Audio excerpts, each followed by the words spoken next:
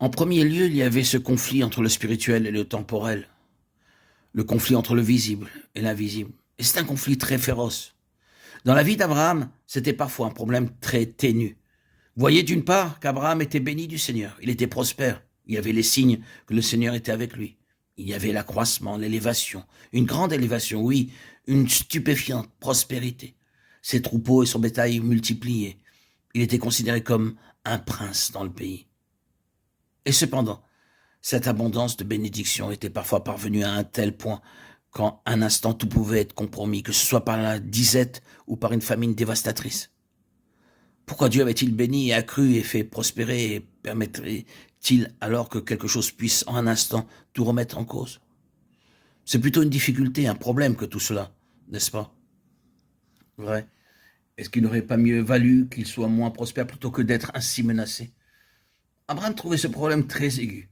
C'était ce qui avait causé un de ses échecs. Il allait devoir descendre en Égypte. C'était une dure école.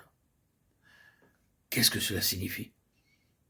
Il semble parfois que Dieu donne d'une main et reprenne de l'autre la prospérité et la bénédiction, en permettant alors que quelque chose menace et détruise la bénédiction. Y aurait-il en Dieu une contradiction? Est-ce qu'il se dénie lui-même? Vous savez tout ce que les tentations parfois essayent d'insinuer. Est-ce que nous ne sommes pas après tout que des pions d'un jeu? Est-ce que nous ne sommes après tout que des êtres chanceux ou malchanceux, fortunés ou infortunés sans plus? Après tout, est-ce que le Seigneur agit dans tout cela?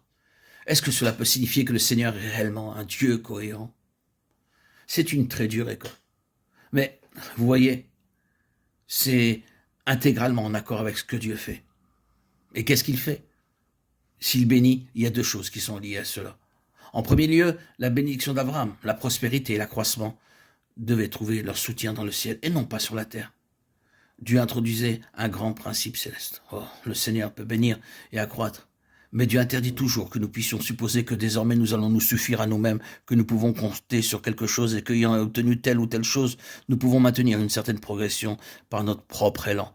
Il nous faudra voir que même s'il peut bénir, même si une chose procède réellement de lui-même, elle pourra dépérir à tout moment si le ciel n'en prend pas soin lui-même. C'est une leçon, une véritable leçon. Ne présumons de rien. Ne pensons pas que tout soit définitivement accordé. Vivons chaque moment comme procédant du ciel, que ce jour soit un jour de bénédiction comme un jour d'adversité. Attachons-nous au ciel. Ensuite, il y a cet autre facteur. Dieu formait tellement Abraham qu'il pouvait être exempt des bénédictions. Et c'est quelque chose que d'être privé de bénédictions. Quelle discipline, quelle épreuve de foi, quel test. Pour Abraham, peu importe la mesure dont Dieu le bénissait, il ne permettait pas que ses bénédictions obscurcissent la vision céleste et l'arrêtent sur la route. C'est un immense triomphe. Oh, les périls dévastateurs des bénédictions. Peut-être pouvez-vous dire que vous ne connaissez pas encore beaucoup ces dangers. Mais Dieu veut que nous soyons forts pour son céleste royaume, forts pour l'élargissement spirituel, forts pour pouvoir être employés puissamment. Et nous ne serons jamais forts si les choses nous soutiennent et prennent le dessus sur Dieu. Jamais forts si les biens sont ennemis du meilleur. Avec Abraham, c'est parfaitement clair. Qu'il soit dans la prospérité ou dans l'adversité, ce n'était jamais prétexte à l'arrêter ou à lui laisser croire qu'il était parvenu. Si à aucun moment il avait pu se croire arrivé, tout était très rapidement remis en question. Tous ceux-là sont morts dans la foi, sans avoir reçu, mais ayant vu et salué de loin.